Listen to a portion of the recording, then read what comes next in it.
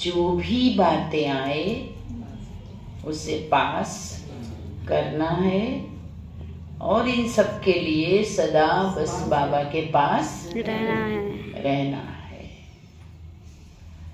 यही संगम युग का बड़ा बड़ा सुख है। जन्म जन्म तो भगवान को पुकारते हैं, दुख में याद करते हैं, सुबह शाम घंटी बजा के आह्वान करते हैं। घर में जब भी कुछ होता है, देवियों का आह्वान, देवताओं का आह्वान, है ना, यज्ञ रचा तो आह्वान, शादी का मंडप सजाया तो आह्वान, माता की चौकी सजाई तो आह्वान। हर जन्म तो बस आह्वान ही करते हैं। लेकिन संगम में उसने हमको बुला लिया, हमने ढूंढा बाबा को, बाबा ने हमें ढूंढ लिया। तो ये संकल्प रहे कि हर क्षण बाबा के साथ अब रहना चाहिए, बीतना चाहिए। इस संगम में मुझे और किसी उलझनों में, कारोबार में, बंधनों में, आकर्षण में, क्योंकि ब्राह्मणों की भी अलग कई प्रकार की आकर्षण है। दुनिया वालों की आकर्षण होती है रूप रंग की, देखने घूमने खाने पीने की। ब्राह्मणों में भी कुछ कुछ होता है। महारथी में शामिल हो जाएं, महारथी में नाम आए,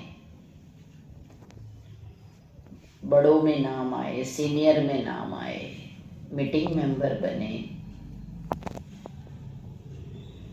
कोई पद कोई पोजीशन, मधुबन में जाएं तो कोई तो पहचाने, होता है ऐसा। मधुबन जाएं तो अच्छा वाला कमरा मिले। अगर एक ग्रुप जाता है उसमें 2 लोगों को डायमंड हाउस मिल गया और बाकी सबको 5-6 बेड वाला कमरा मिला, तो थोड़ा उसको लगता है कि मैं भी कुछ तो ऐसा होना चाहिए ना, मुझे भी डायमंड हाउस मिले। बाबा मिलन में अगर किसी को चेयर पे चिटकी लगा के पास मिल गया, किसी को खुद ढूंढनी पड़ी, तो लगता है कि मैं कहीं कम हूँ, बाबा का कम लाडला हूँ क्या। तो ब्राह्मणों में भी ऐसी छोटी छोटी उलझने आ जाती है कभी कभी। लेकिन संगम युग में याद रहे, प्रभु मिलन, प्रभु के दिल में बसने का टाइम है। ये सब स्थूल जो सहूलियतें हैं ना, ये भी बैरियर है, इसको भी क्रॉस करना है। इसमें भी उलझ गए ना, नाम, स्टेज पर जाना, अच्छी लिस्ट में आना। आज भी बाबा ने कहा ब्राह्मणों की माला तो मैं बनाता ही नहीं, क्योंकि आज जो लग रहे हैं स्टेज पर है, नंबर 1 है, कि बाबा ने माला में नहीं बनाया अभी तक, क्योंकि कल उनकी भी स्थिति। तो मुझे स्टेज पे जाने की कोशिश ना करनी, मुझे महारथी की लिस्ट में आने की कोशिश नहीं करनी, लेकिन दिल में बाबा के रहूं और मेरे दिल में भी बाबा रहे, ये कोशिश करनी है। कभी कभी ये भी सोने की जंजीरों में अटक जाते हैं। सीता किस में फंसी थी?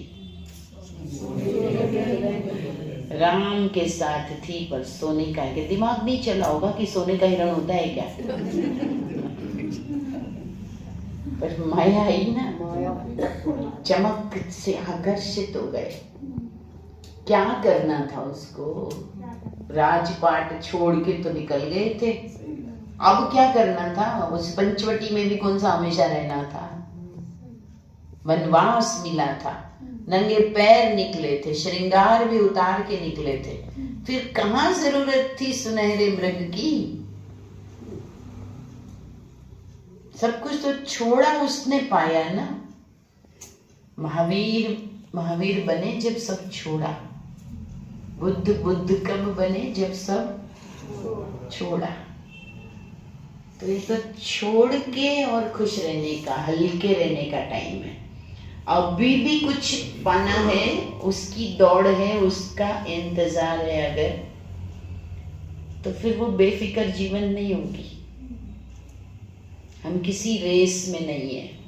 बाबा ने हमें इस गीत गाने को बोला है, कौन सा?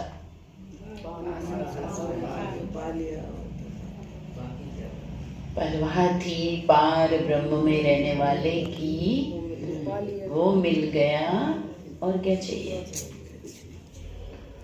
चाह गई चिंता मिटी मनवा बेपरवाह, जिसको कछु न चाहिए वो शाहों का शाह। धनवान वो नहीं है जो ये कहे कि मुझे तो यही सूट होता है, यही बेड सूट होता है, यही कमरा सूट होता है, इसी के बिना तो नींद ही नहीं आती, ये तो सूट ही नहीं होगा, यहाँ तो नींद आएगी नहीं, ये तो खाना खाएगा ही नहीं, ये तो कभी होगा ही नहीं। वो सुखी नहीं है। सुखी वो है जो कहता है मुझे कुछ नहीं चाहिए, चाहिए तो मेरे से लेके जा। हिसाब किताब वश बातें आनी है। उन सब के लिए जैसे सुबह सुबह खुराक के रूप में वाणी सुनाते हैं, और इस वाणी से जिसको प्यार है उसे दिन भर ही अनुभव होता है कि बाबा चला रहा है। बाबा ने जो शक्ति दी है वही हमें चला रही है। यही संगम युग की सबसे बड़ी मौज है, जिसमें हम अनुभव करते हैं कि करन करावनहार करा रहा है, और हमें तो बस वो रोज का केवल प्रोग्राम देता है, आज ये करना है, बाकी मैं बैठा हूँ।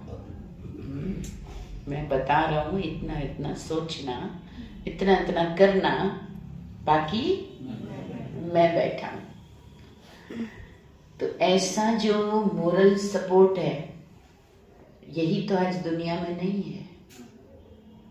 कोई अपना ही तो नहीं है, कोई पास खड़ा ही तो नहीं है, कोई कहता ही तो नहीं है चिंता मत करो। जितने अपने हैं ना, वो भी आजकल चिंता देने वाले बन गए, चिंता हरने वाले कोई नहीं है। समस्याएं जो है वो आजकल अपनों से ही है, जिनके लिए कमाते, जिनके लिए जीवन खपा देते हैं,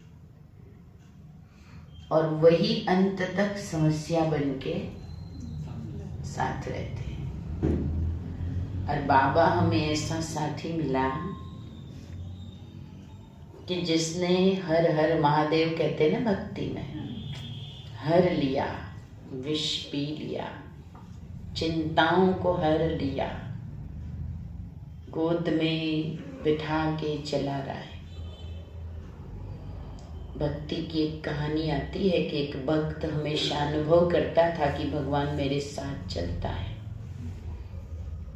तो वो निशान अनुभव करता था अपने साथ साथ, भगवान के पांव के निशान हो रहे, ऐसा अनुभव करता था। एक बार एक बहुत ही संकड़े पुल पे पहुंच गया, जोर की आंधी आने लगी, बहुत घबराया, जैसे तैसे उस पुल को पार किया, जर्जर पुल, और बड़ी मुश्किल से पार किया। लेकिन तब उसने देखा कि वहां दूसरा निशान नहीं था। तो जैसे ही वो आराम के रास्ते पे पहुंचा, उसने भगवान से बात की, शिकायत की कि मेरे अच्छे टाइम में तो तुम्हारे निशान दिख रहे थे, मेरे साथ चल रहा था, मेरे कठिन टाइम में तुम कहाँ चला गया था, मुझे तो तुम्हारे निशान नहीं दिखे, कितना मुश्किल से पार किया मैंने। तो भगवान उसको कहता है कि जो निशान दिख रहे थे ना, तुम्हारे थे कि मेरे थे? तुम्हारे नहीं थे। उस समय एक ही निशान दिखे क्योंकि वो मेरे थे। तुम्हारे में चलने की ताकत कहाँ थी? तुमको तो मैंने गोद में उठा लिया था, इसलिए एक ही तो निशान होंगे। पहले तुम्हें साथ चलता था, लेकिन जब तुम्हारा कठिन टाइम होता है तो मैं साथ नहीं रहता हूं, गोद में उठा लेता हूं। बीज अंकुरित कब होता है? जब जमीन के नीचे होता है। जो बीज थोड़ा बाहर पड़ा रहता है ना,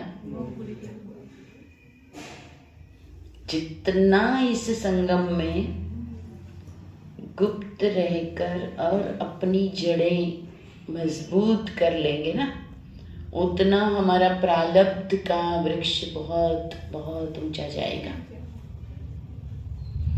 शुरू में ही अगर एक्सपोजर में आ गए तो क्या हो जाएगा? जड़ें कमजोर रह जाएगी। इसलिए ये माया भी कभी ना हो। पाना था सो पा लिया, बाबा मिला और कुछ भी नहीं चाहिए। जिसको सारी दुनिया कहती है कि मेरी सारी संपत्ति ले लो, मुझे सुख शांति दे दो, वो सुख शांति का स्रोत मुझे मिला है, तो मैं और किसके पीछे भागूं?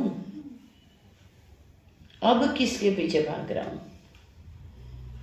जो हम कभी कह देते हैं हमें टाइम नहीं है, चाहते हैं उतना पुरुषार्थ होता नहीं है। क्यों नहीं होता? किसी और काम में बिजी है।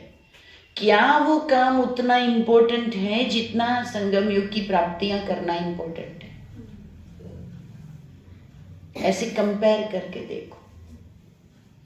जिन कामों से मन उलझा है, क्या वो काम, वो चीजें, वो व्यक्ति इतने इंपॉर्टेंट है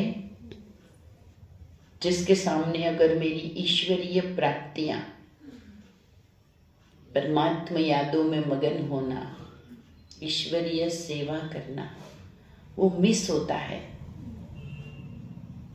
या हम उस बहाने को ओढ़ लेते हैं? तो सोचो, क्या वो इम्पोर्टेंट है?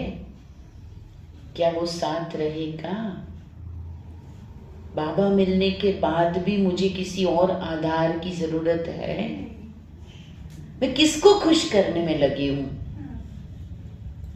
लोग कहते हैं नहीं, खुश रखना पड़ता है, संभालना पड़ता है, हाथ में रखना पड़ता है लोगों को। लेकिन कहते हैं ना, हाथी के पांव में सबके पांव आ जाते हैं। बाबा खुश रहा तो जब जिसकी जरूरत होगी ना, वो उसको हाजिर कर देगा। और हम एक एक को खुश करने में लगेंगे ना, तो वो भी खुश नहीं रहने वाले। करके देख लो, जिनको ज्यादा खुश करने की कोशिश करते हो ना, वो उतना ही नाराज होता है। घर में माताओं को अनुभव होगा, जो बच्चा ज्यादा लाडला होता है ना, नखरे ज्यादा वही करता है, तकलीफ भी वही देता है। तकलीफ वो बच्चा दे ना दे, लेकिन आपका मोह आपको तकलीफ देता है। जिसको जितना यूं पाला होगा उतना ही वो। तो मुझे किसी को प्रेज करने के लिए जीना नहीं है, किसी की खुशामद करके जीना नहीं है। मुझे बाबा के दिल को जीतना है, दिल तख्त नशीन बनना है। भगवान की दिल में बैठने वाले कौन होंगे? बिल्कुल पाक साफ होंगे, हलचल वाले नहीं होंगे। आपके पड़ोस की कुर्सी में कोई बैठा हो ना, वो भी बहुत हलचल करता हो ना, आपको लगेगा दूर बैठ जाऊं, ये बहुत हिलता है। होता है कि नहीं होता है? हलचल वाले को तो इंसान भी बाजू में न बिठाए, भगवान अपने दिल में बिठाएगा क्या जो उछल कूद कर रहा हो, रोज हलचल में आता हो। तो मुझे कैसा बनना होगा? एक तो साफ, दूसरा स्थिर, चल डोल। और एक चीज बाबा को पसंद है, सच्चा बनना होगा। सच्ची दिल पर साहेब लगता जी। तो सच्चाई बहुत चाहिए। सच्चाई मीन्स ऑनेस्टी, जिसको आजकल दुनिया में भी कहते हैं बी योर सेल्फ। जो हो वो बनो, जो हो वो दिखाओ। डबल पर्सनालिटी एक मानसिक रोग है। पता है आपको? कुछ लोगों की डबल पर्सनालिटी होती है और उसमें वो बहुत जल्दी थकते हैं। क्यों? जैसे आपके फोन के अंदर 3-4 फंक्शन एक साथ चल रहे हो तो बैटरी क्या हो जाएगी? जल्दी खत्म होगी। ब्लूटूथ भी चल रहा है, वाईफाई भी चल रहा है, और भी वीडियो भी चल रहा है, कुछ फाइल डाउनलोड भी हो रही है, तो आपकी बैटरी बहुत जल्दी ड्रेन हो जाएगी। ऐसे ही जो व्यक्ति अंदर किसी और उलझन में उलझा है, बाहर वो दिखा रहा है कि आई एम ओके, तो डबल उसको मेंटेन करना पड़ रहा है स्टेटस। अंदर की लड़ाई लड़नी पड़ रही है और बाहर मुस्कुराते रहना पड़ रहा है। तो क्या हो जाएगा? एनर्जी बहुत जल्दी ड्रेन होगी। योग तो लगेगा ही नहीं। कौन से स्वरूप से योग लगाएगा? इसलिए बाबा ने कहा है, बाबा के सामने सच्चे दिल से बैठ के बोलो, बाबा मैं जो हूँ, जैसा भी हूँ, आपका, आप मुझे जानते हो। और फिर बाबा ने ये भी कहा है कि सिर्फ इतना कह के भी नहीं छूट जाऊं, जो हूँ जैसा हूँ आपका हूँ, नहीं, आप जैसा मुझे बनाना चाहते हैं, आप जैसा मुझे देखना चाहते हैं, बाबा मैं वैसा बनूंगा। हर दिन की मुरली से अपने लिए पर्सनल होमवर्क निकालो। बाबा कहते खुद का टीचर बनो। ये कईयों को लगता है ना, तो हमें चांस नहीं मिलता है भाषण करने का, नहीं तो हम भी किसी को सुनाएं थोड़ा सा, है ना, अच्छा लगता है। बाबा ने कहा एक स्टूडेंट को तैयार करो। किसको? खुद को। एक स्टूडेंट को बहुत अच्छे से तैयार करो, उसको पढ़ाओ, उसको होमवर्क दो, उससे बात करो, उसको वॉच करो, चेकिंग करो। आजकल तो रोज हर मुरली में आ रहा है, बच्चे चार्ट चेक करो, चार्ट चेक करो। होता क्या है, लेकिन कभी कभी उमंग उत्साह चढ़ता है, फिर कभी थोड़ा लिखे कौन, चेक कर लेंगे, वो भी कभी कभी छूट जाता है, चेक भी नहीं कर पाते। मैंने कुछ दिन बहुत